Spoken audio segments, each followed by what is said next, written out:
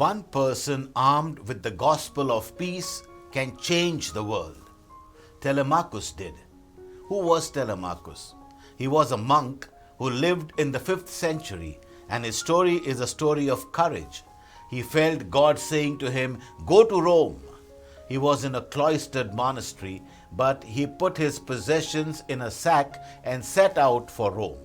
When he arrived in the city, people were thronging in the streets. He asked why all the excitement and was told that this was the day that the gladiators would be fighting in the Colosseum, the day of the games, the circus.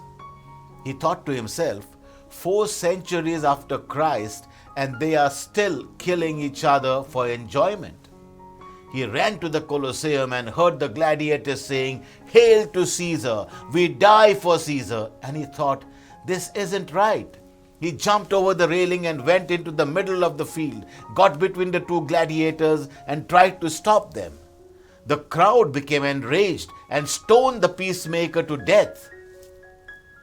When the emperor of Rome, Honorius, heard about the monk, he declared him a Christian martyr and put an end to the games.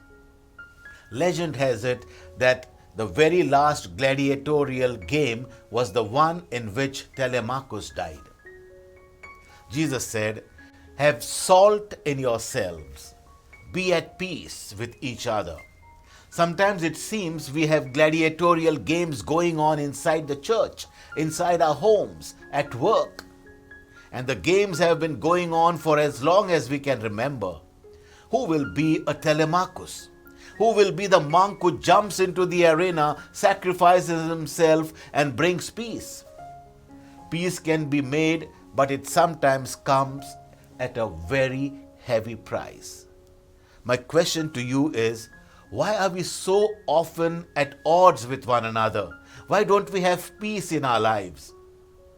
First, we do not have peace in our lives because we fight to protect our own turf. Turf wars can be so petty. Jesus encountered this in his disciples.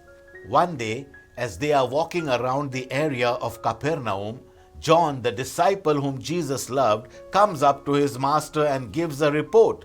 "Teacher," he says, "we were out among the people and we saw a man who is not one of us. He was driving out demons and he was doing this in your name." Now we know that he has not been trained like we have. He has not been chosen as we have. So we told him to stop. Do you hear what they did? They pushed him off the bridge.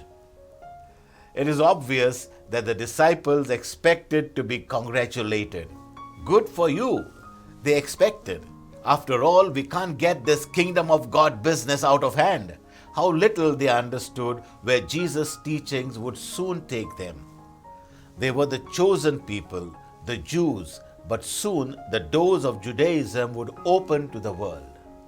Moses saved the Jews, but Jesus would soon save the world. The Jerusalem temple was the house of God, but the church around the world would soon house the Spirit of the Lord.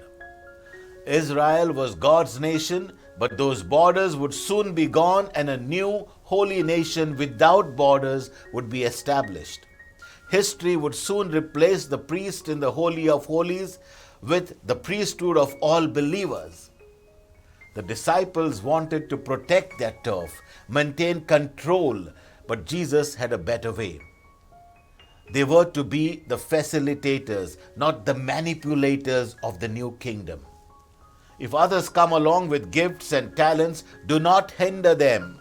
In Jesus' words, whoever is not against us is for us. Here is an interesting statistic. The Society of International Law in London observed that during the last 3,550 years of recorded history, there have been only 268 years of peace. That means that since the beginning of recorded history, the entire world has been at peace less than 8% of the time. What is even more interesting is that during this time, in excess of 8,000 peace treaties were made and broken. My friend, that represents a lot of turf wars. Why do we not have peace in our life? Because at any cost we fight to protect our turf and we fight to get the turf of the other fellow. And this leads us to our second point. We do not have peace in our lives because we destroy the weak among us. Before we look at this point, I want to draw your attention to the text, verses 38 to 50. At first glance, it seems Jesus is covering several unrelated topics. There is the disciples' concern about a man whom they do not know driving out demons. Jesus addresses those concerns. Then he instructs them not to cause little ones to sin. It would be better to be thrown into the lake tied to a millstone than to do such a thing, he warns. Then he tells his disciples to cut off their hand if it causes them to sin. Better to be crippled in this life than thrown into hell in the next. Finally, a fourth idea is presented: salt. Be like salt, Jesus says. Be at peace with one another. These ideas seem thrown together, four sayings of Jesus cobbled together by Mark, unrelated to one another. But maybe not. It would not be unusual in the first century Palestine to compile several sayings together onto a single document. Papyrus, the paper of the day, was expensive and every square inch was utilized. But let me suggest that there is a relationship between these four images that Jesus presents. The relationship is found in the very last verse of chapter 9 in the command, "Be at peace with one another." Have salt, Jesus says. Be like salt. Preserve what is best. If others are working for the kingdom, don't stop them. He is saying, don't fight turf wars in my name. Those who follow me and are weak, the children, the defenseless, the poor, protect them. Make sure that they too have peace in their lives. Have peace in your own lives. Don't let sin war among the members of your body. Be salt. Preserve what is good by being at peace. Peace. Peace between God and man, and peace between one another. First, we do not have peace in our lives because we fight to protect our own turf. Second, we do not have peace in our lives because we destroy the weak among us.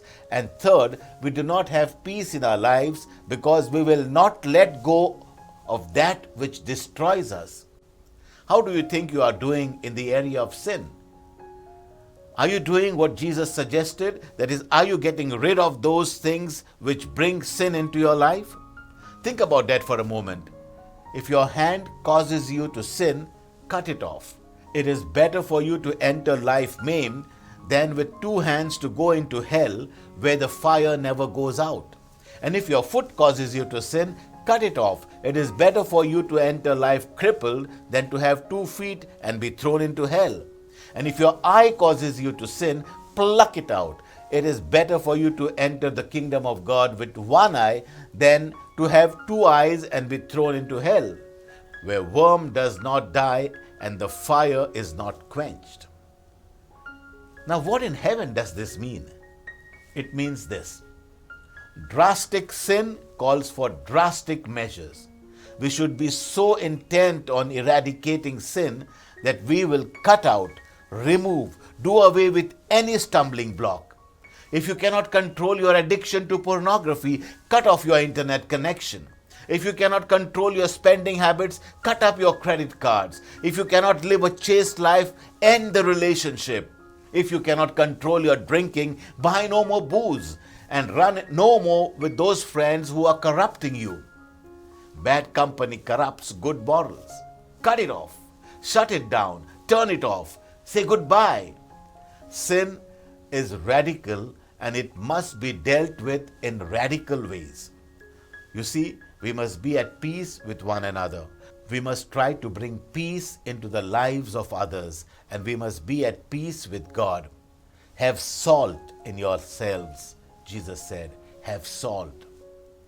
If there are any chemists listening to me, you know that sodium is an extremely active element found naturally only in combined form. It always links itself to another element. Chlorine, on the other hand, is a poisonous gas that can stand by itself. Chlorine is what gives bleach its offensive odor. When sodium and chlorine are combined, the result is sodium chloride. What is sodium chloride? Salt. Common table salt. The substance we use to preserve meat and vegetables and bring out its flavor. The substance we use to add spice to meals. Love and truth can be like sodium and chlorine. Love without truth is flighty, sometimes blind, willing to combine with various doctrines. On the other hand, truth by itself can be offensive, sometimes even poisonous. Spoken without love, it can turn people away from the gospel. When truth and love are combined in an individual or a church, then we have what Jesus called the salt of the earth. We are able to preserve and bring out the beauty of our faith, a faith that proclaims peace between God and man and peace between you and me. May Jesus Christ be praised.